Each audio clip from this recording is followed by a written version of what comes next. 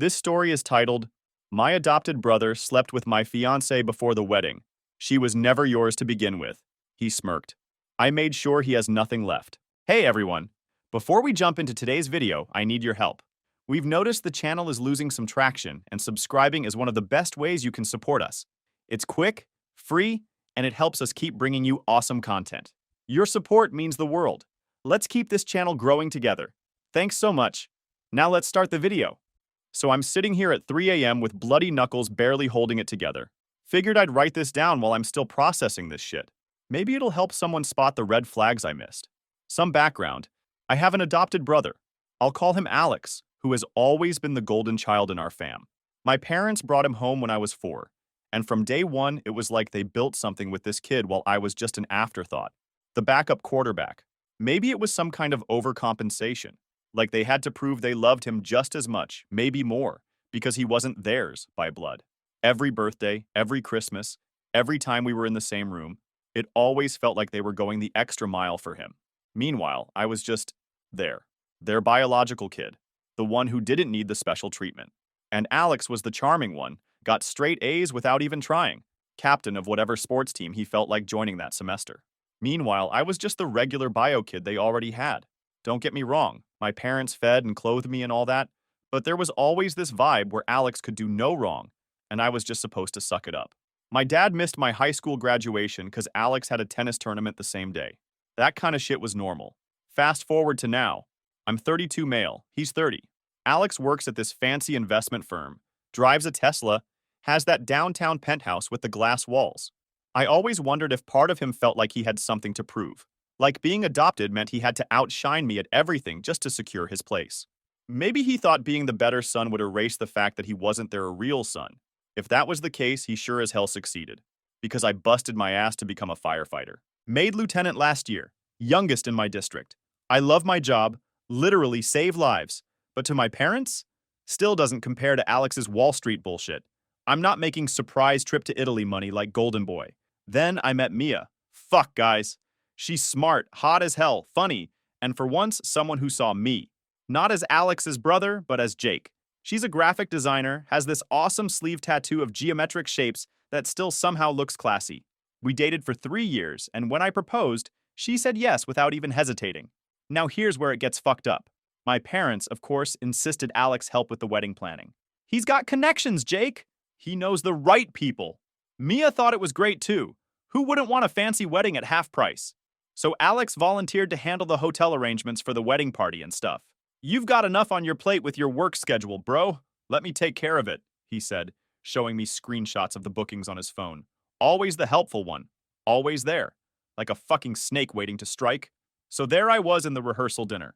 Nothing seemed off until I realized I hadn't seen Mia for like an hour. She texted saying she was feeling overwhelmed and needed some air.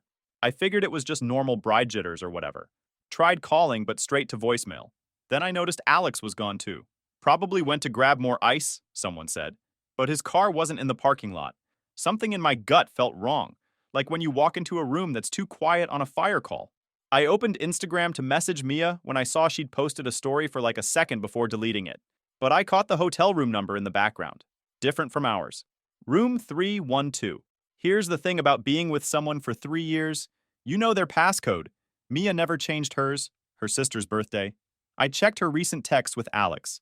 Lots of wedding planning stuff, but then more personal shit. Flirty. Can't wait to see you tonight. Kinda texts. I took the elevator up to 312 and used the spare keycard Alex had given me in case of emergency. The fucking irony. The hallway was dead quiet except for my footsteps and some ice machine humming in the distance. My hands were shaking so bad I almost dropped the keycard. The door beeped green. They didn't even hear me come in at first. Didn't yell, didn't slam the door, just stood there taking it all in. My mind raced on what I should do at this shitty moment. I did the first thing that came to mind, taking pictures on my phone. Evidence. That's when Alex noticed me. This asshole didn't jump or try to cover up. He just smirked. Actually, fucking smirked. She was never yours to begin with, he said, reaching for his phone. Want to see the messages? How long this has been going on? How she comes to me every time you're working those 24-hour shifts? Mia was crying, as if she's doing it involuntarily. Jake, please, I can explain. It's not what... I exhaled slowly, rolling my shoulders. That was the moment he sealed his fate. Not when he took from me, because looking at Mia now, she wasn't even worth stealing. Not when he crawled into bed with my fiancée. Not when he spent years leeching off everything that should have been mine like he was entitled to it. It was right now, when he thought he won, when he decided to gloat. I smiled a cold, knowing you're about to regret everything kind of smile. Yeah, I said, stepping forward, and you were never built to keep it. Then I swung and caught him with a right hook that connected with his jaw. He stumbled back, surprised that his usually calm brother had finally snapped. We crashed into the hotel desk, knocking over lamps, the TV. Mia was screaming for us to stop. Alex got in a couple shots, but he didn't stand a chance against someone who carries people out of burning buildings for a living. I tackled him into the bathroom door, splintering it. You take everything, I barked, driving my fist into his smug face again. And for what? Her? I let out a sharp laugh, shoving him back like the worthless parasite he was. You didn't steal anything, Alex. You just took out my trash. He staggered, barely staying on his feet, finally realizing he was never built to go toe-to-toe with a man who actually earned what he had. The hotel security finally pulled us apart. My knuckles were bleeding. Alex's eye was already swelling shut. His lip split. As they dragged me out, I looked at Mia, who was clutching the sheets around her like they could somehow protect her from the mess she made. Keep the ring, I said, my voice weirdly calm. It's fake anyway. It wasn't fake, but watching her face fall was worth the lie. I sat in my truck in the hotel parking lot. I called and canceled the venue. I also called my crew chief to see if I could pick up extra shifts next week. Anything to keep busy. After sitting in my truck for like an hour that night, I finally decided to call my parents back, just to let them know the wedding was off. Simple, direct. But before I could even finish my sentence, my mom cut me off. Alex already called us. How could you, Jake? Attacking your brother like that? We raised you better. Of course he called them first. Classic Alex move, always controlling the narrative. Did he mention he was fucking my fiancée? I shouted into the phone. Yeah, not my proudest moment, but I was still seeing red. Dead silence on the other end. Then my dad. There must be some misunderstanding. Alex said Mia came to him upset about having doubts, and he was just comforting her when you barged in and went crazy. Unbelievable. Even with this, they were taking his side. The golden child could do no wrong, even when caught deep in my fiancé. Yeah, he was comforting her all right. With his thing. My mom gasped.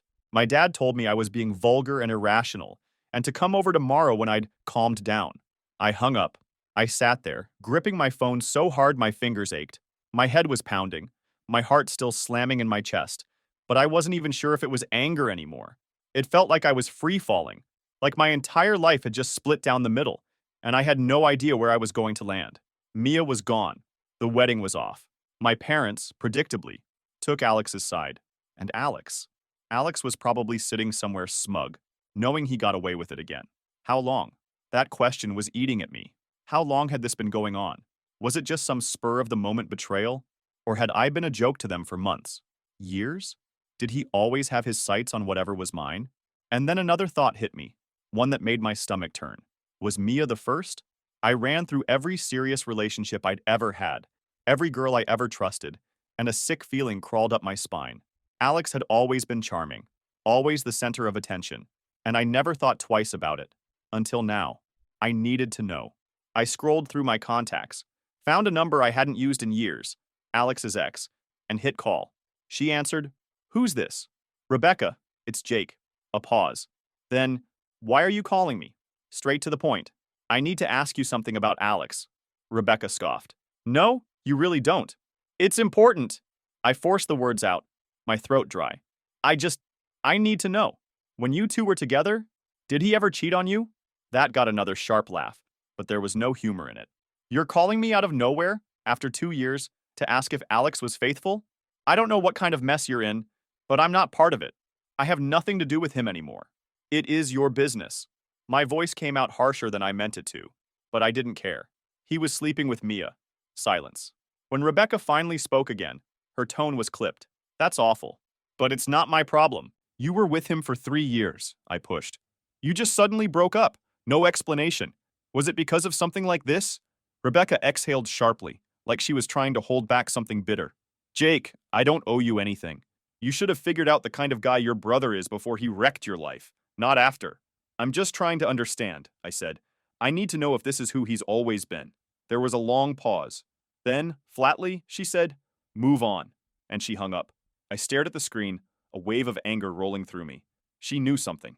I could feel it, but she wasn't willing to say it. Fine. I didn't need her. I still had a job to do.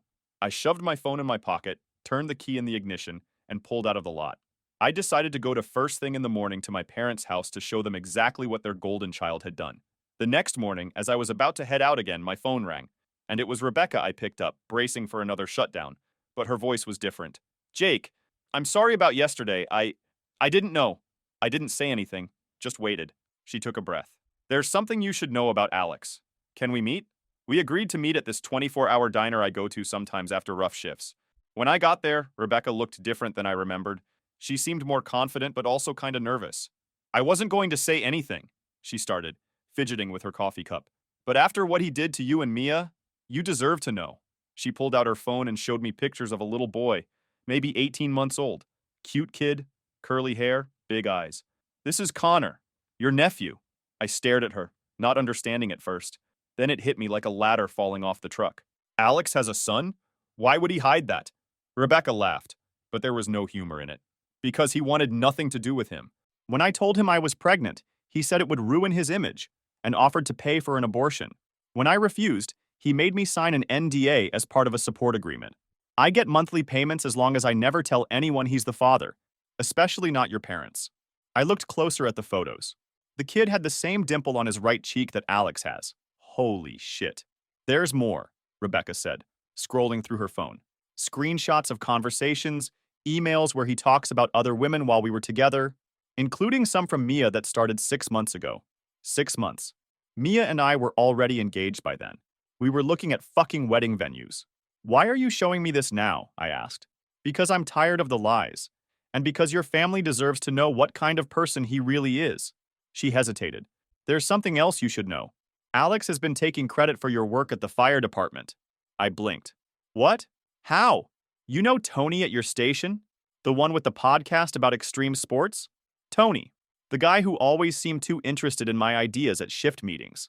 Alex and Tony play racquetball together. Tony's been feeding Alex all your fire safety protocols and community outreach ideas. Alex has been presenting them to the city council as his own consulting work. That's how he landed that city contract last year, with your shelter improvement plan." My head was spinning. The golden child had built his kingdom on lies, and I had the evidence to burn it all down. "What are you going to do?" Rebecca asked. I smiled. The kind of smile you get when you're about to hit back for the first time in your life. "I'm going to introduce my parents to their grandson." The next morning, I asked Rebecca if she'd be willing to come with me to my parents' house. She was nervous about breaking the NDA with Alex, but I had a workaround. "What if I'm the one who tells them? You're just there to confirm." She thought about it, then nodded. "I think that works." So Sunday evening, we showed up at my parents' suburban home, the same one where they have a trophy case dedicated to Alex's achievements, while my fire department commendations are stuffed in a drawer somewhere. When my mom opened the door and saw Rebecca, she looked confused. "Rebecca? What a surprise. We haven't seen you since. Well, it's been a while." "She's with me, Mom," I said, walking in. My dad was in his usual armchair watching golf. He looked up, frowning when he saw my still bruised knuckles. "Jake, if you've come to apologize to your brother, he's not here." "I know. That's why I came now. There's something you both need to know." I motioned for Rebecca to sit. I pulled up the first photo of little Connor and handed my phone to my mom. My dad leaned over to look. "What a cute baby," my mom said, confused. "Whose child is this?" "Your grandson," I said flatly. "Alex's son." The color drained from both their faces. My dad snatched the phone, zooming in on the picture like he couldn't believe what he was seeing. That's not possible. Alex would have told us if he had a child." Rebecca spoke up. "He made me sign an agreement never to tell anyone. He pays child support on the condition I keep quiet." I swiped to the next photo. Connor at the park, the family dimple clearly visible. "Oh my God," my mom whispered. "He looks just like Alex did at that age," my dad finished, voice hollow. I took back my phone and pulled up some of the screenshots Rebecca had shared. "There's more. Alex has been cheating on every girlfriend he's ever had, including with my fiancée, for at least 6 months." My parents sat in stunned silence as I showed them message after message, date and time stamped. "And," I continued, "he's been stealing my work through a guy on my crew, presenting it as his own to city officials." My dad shook his head. "No, there must be some explanation." That's when the front door opened and Alex walked in. Perfect fucking timing. He froze when he saw all of us in the living room, his eyes locking on Rebecca and then the phone in my hand. One side of his face was purple from where I'd connected. What the fuck is she doing here? He snarled. My mom stood up, tears in her eyes. Is it true? Do you have a son? Alex's face went through about 5 expressions in 2 seconds, finally settling on cold calculation. Rebecca's mentally unstable. That kid could be anyone's. Stop lying, Rebecca cut in, something fierce in her voice. I have the DNA test results in my purse. Connor is your son, and these people are his grandparents. My dad stood now too, looking older than I'd ever seen him. All these years. We trusted you, supported you. We always tried to make you feel like you belonged. And this is how you repay us? By lying? By hurting your brother? Alex laughed. That condescending laugh I'd heard a million times. Oh, please. Poor Jake. Always the victim. You want to know why Mia came to me? Because she was bored. Because Jake's just a... He didn't finish. Because my dad did something I'd never seen in my 32 years. He slapped Alex across the face. Get out of my house, he said, voice shaking. Now. Alex looked stunned, touching his cheek where the slap had landed on top of my bruise. Then his eyes narrowed. Fine, but don't expect another dime from me. No more vacations, no more helping with the mortgage. You're on your own. As he stormed out, slamming the door, my parents collapsed onto the couch. My mom was openly sobbing now. I'm so sorry, Jake, she kept saying. We didn't know. We didn't see. It wasn't the vindication I'd expected. It just felt sad. After Rebecca left, I stayed for a couple more hours just talking with them. They had a lot of questions about Connor. When was he born? Does he have any allergies? Does he like dinosaurs or trucks? Kid's not even 2, so both, I guess. Monday morning, I spent canceling all the remaining wedding stuff. Pro tip, when vendors hear my brother slept with the bride, they get surprisingly flexible about refund policies. Most gave back at least 70%, even the venue that was supposed to be non-refundable. The few who were being dicks about it, let's just say their Yelp pages are about to get some pretty detailed reviews. Mia's been blowing up my phone, first with teary apologies, then with accusations like, you never made me feel special and you work too much, then back to begging forgiveness. Most recent one was a voice message where she's crying so hard I can barely understand her, saying she made a huge mistake, and Alex manipulated her. I haven't blocked her. I'm just letting the messages pile up in case I need them later. Plus, it's kind of satisfying watching her spiral, NGL. The interesting part started Tuesday. Remember Tony from my fire station? The guy who was feeding info to Alex? I confronted him during shift change, laid out everything I knew. Dude turned white as a ghost. I didn't know he was using you like that, he stammered. He just asked casual questions about your schedule, your policies. Said he was proud of his brother's work. Save it, I told him. You've got 2 options. Help me take him down properly, or I go to the chief today about how you've been sleeping through night shifts and swapping coverage without logging it. Tony chose option 1. Smart guy. With his help, I compiled evidence of all the times Alex had used his connections to get special treatment, including the consulting he did for the fire marshal's office, where he basically took my safety improvement suggestions from family dinners and presented them as his own to city officials.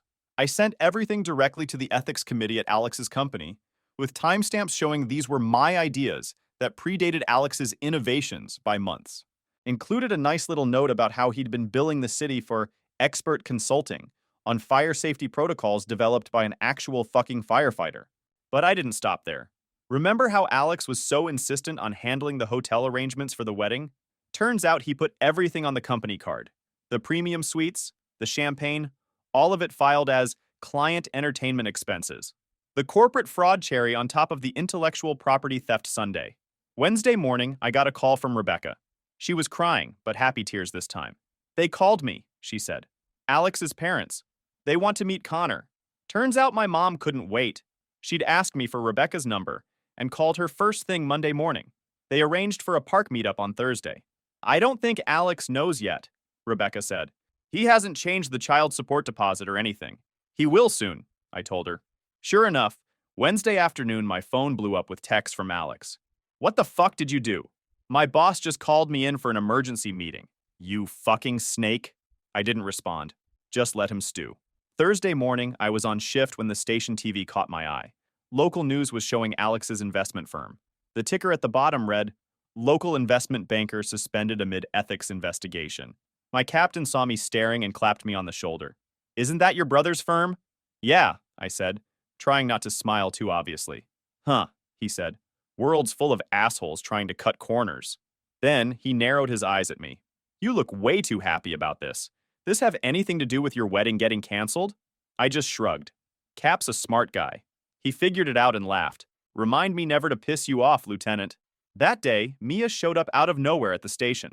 She looked like hell, puffy eyes, hair a mess, that whole feel sorry for me look she probably practiced in the mirror before coming.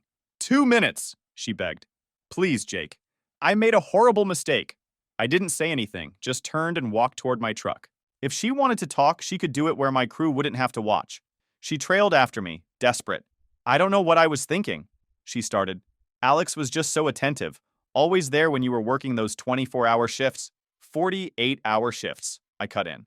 If you're gonna blame my job for you cheating, at least get the schedule right. She flinched, but kept going. That's not what I meant. I got caught up in the attention. He made me feel special, but it wasn't real. What we had was real. I want to fix this. Too late, I said, voice flat. You made your choice. Live with it. Please, she was crying now, hands shaking like this was some kind of dramatic movie scene. I'll do anything. We can postpone the wedding, go to counseling. My phone buzzed with a news alert. I checked it and smirked before turning the screen toward her. Investment banker fired over ethics violations and corporate fraud. The blood drained from her face. Is that Alex? Yep. Guess his career's over. No more penthouse, no more Tesla. Hope it was worth it? Her mouth opened, then closed. But he said it was just a misunderstanding, that they were jealous of his success. I let out a sharp laugh. You believe that? The guy who lied about having a kid? The guy who screwed his own brother's fiancée? And you thought he was honest with you? Her eyes snapped to mine, confused. Wait, what? I laughed. You didn't know? Her breathing hitched. Alex has a child? I pulled out my phone again, scrolled to the picture Rebecca sent me, and held it out. A curly-haired toddler, smiling at the camera. Meet Connor, your ex-fiancé's nephew. She stared at the screen, her face going through about 5 different emotions in 2 seconds. He lied to me? Her phone rang. Alex's name flashing on the screen. She hesitated, then declined the call, her hands trembling. What should I do? I snorted. Not my problem. I yanked open my truck door and climbed in. But if I were you, I glanced at her one last time. I'd be careful. A guy who's lost everything? He's got nothing left to lose. I didn't wait for a response.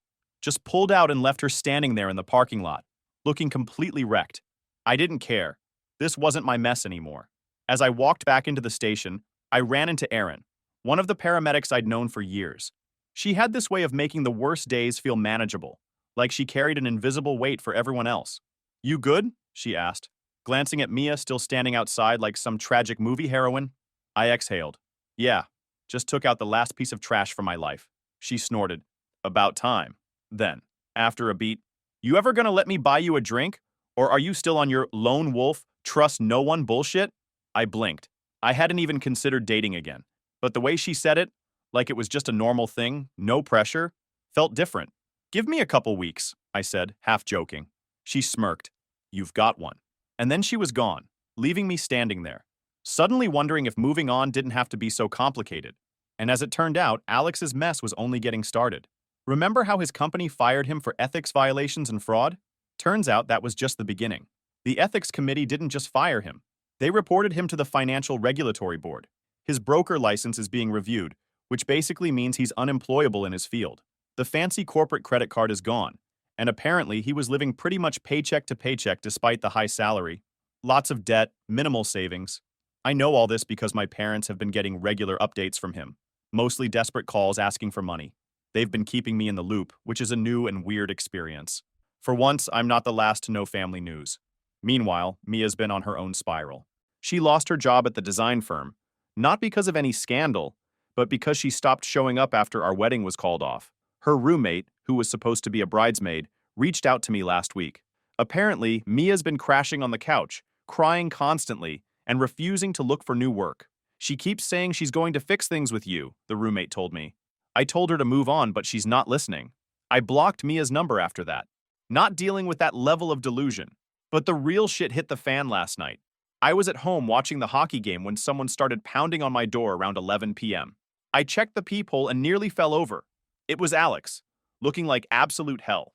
He had a fresh black eye, his clothes were wrinkled, and he reeked of cheap beer when I opened the door. Not exactly the polished investment banker image he used to maintain. "Can I crash here?" he slurred, trying to push past me. I blocked the doorway. "What happened to your eye?" He touched it like he'd forgotten it was there.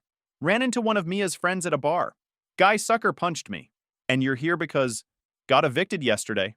Been staying at a motel, but my card got declined." The pathetic part is, he wasn't even trying to sound sympathetic. Like he genuinely expected I'd just let him in after everything. "Not happening," I said, starting to close the door. He stuck his foot in the gap. "I'm your brother." I let out a cold laugh. "You're not my brother. You're just some kid my parents picked up and decided was more important than me." His face twisted, but I didn't let him get a word in. "You want to talk about family? A real brother doesn't stab you in the back.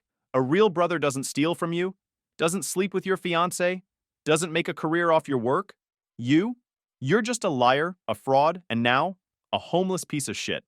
His mouth opened and closed, like he wanted to argue but didn't know where to start. He settled on sheer entitlement. "God, are you still on that?" It was weeks ago. He actually sounded annoyed, like I was being unreasonable for not letting it go. I shoved his foot out of the way with my own. "Go crash with one of your banker friends, or Mia." His face changed then. "Mia won't answer my calls. None of my friends will. Mom and Dad hung up on me." I raised an eyebrow. Wow, it's almost like actions have consequences. That's when he switched tactics, his voice getting all soft and pitiful. "I need help, Jake. I think I have a problem. With substances." Christ. This guy. Always the victim. "You have lots of problems, Alex. None of them are my responsibility." "Where am I supposed to go?" he whined. "There's a shelter on 8th and Pine. I helped set up their fire safety system last year. Tell them Lieutenant Reeves sent you." His face contorted in disgust. "A shelter? I'm not some bum." "Could have fooled me," I said, and slammed the door in his face.